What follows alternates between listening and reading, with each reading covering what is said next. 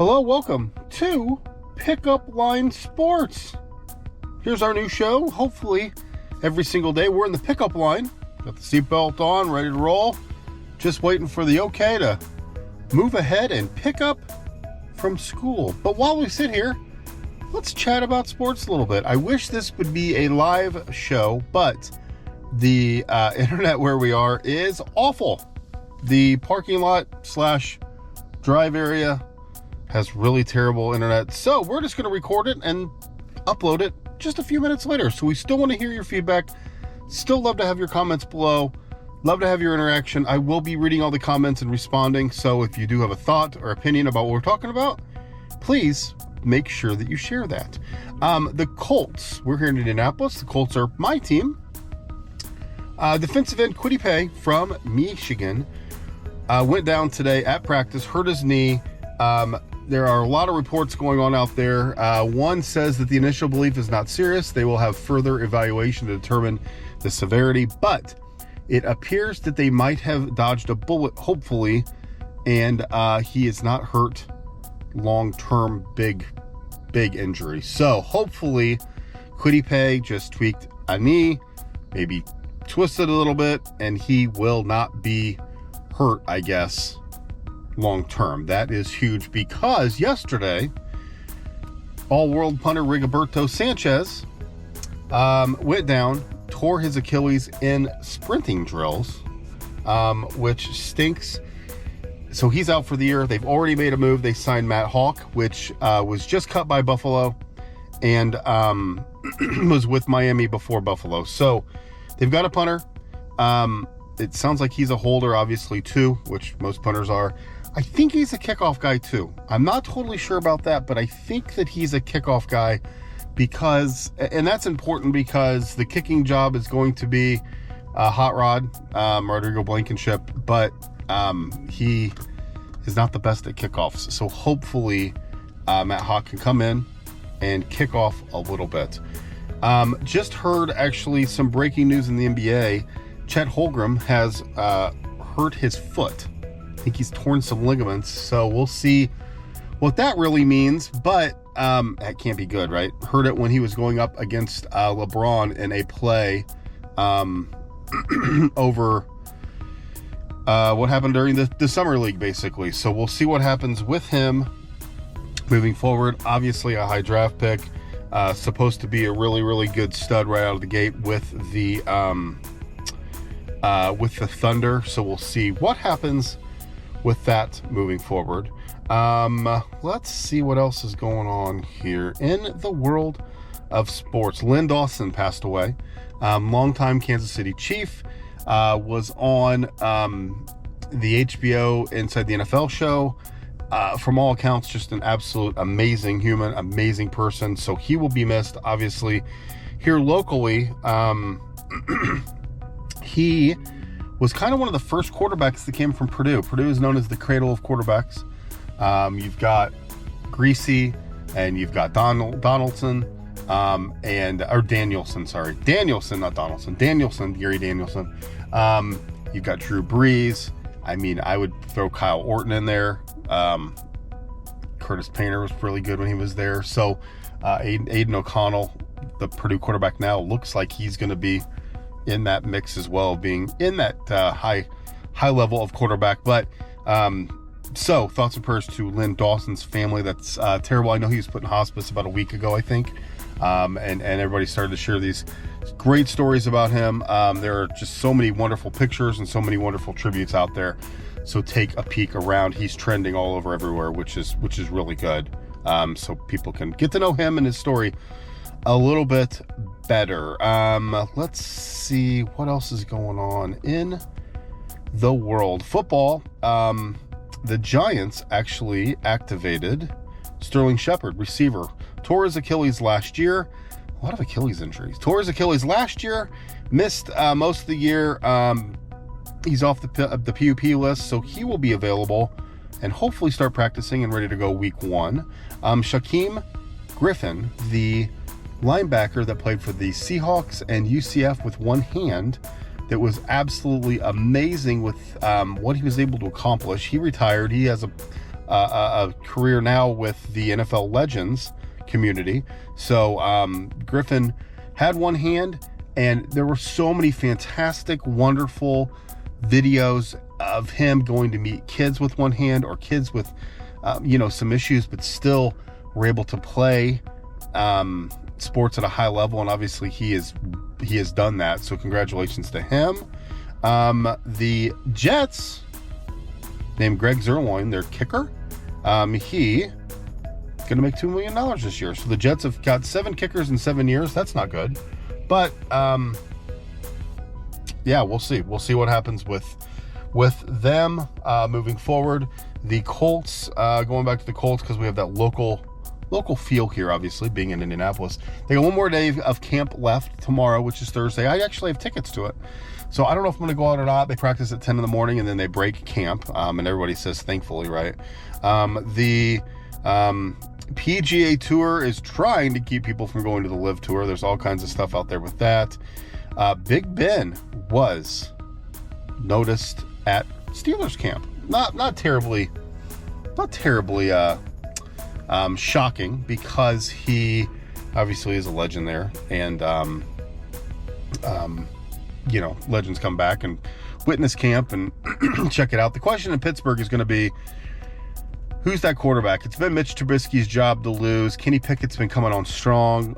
Mason Rudolph looked good early, and now it looks like the question is going to be, are you just going to give the keys to Kenny Pickett, or are you going to let Mitchell Trubisky give it a shot early and see what happens? I'm guessing it's Trubisky, and then when he struggles, that's when they're going to bring Kenny Pickett in. They want Pickett to be the guy, but they just don't want to throw him into the fire. Some F1 news breaking: Daniel Ricciardo will be leaving McLaren at the end of the year.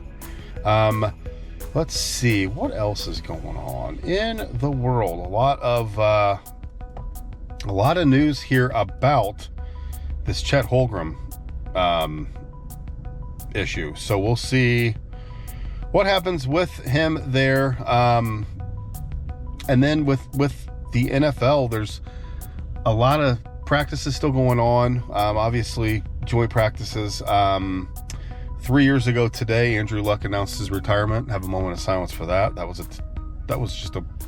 a weird day. If you were in Indianapolis, that was weird. I remember watching that game and saw that tweet, and I'm like, what the heck? He's right there on the sideline. What a crazy time, right? Brady's back. That was the big news yesterday. Tom Brady's back. He looked like vintage Tom Brady. He looked amazing. Looked awesome. Was throwing the ball over the place. The big question with them is, talk about the Bucs real quick. The question with the Bucs is, their offensive line is absolutely in shambles. Everybody's getting hurt on the line. You got people retiring, people getting hurt, people dinged up, all kinds of problems. Mike Evans is back to practice, and yes, Tom Brady is the centerpiece, and he's the guy that they don't go unless he goes.